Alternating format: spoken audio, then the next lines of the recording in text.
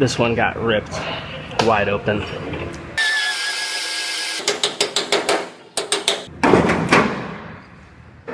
I have the bed off of a GMC, I think it's a GMC Canyon or whatever the heck they call them.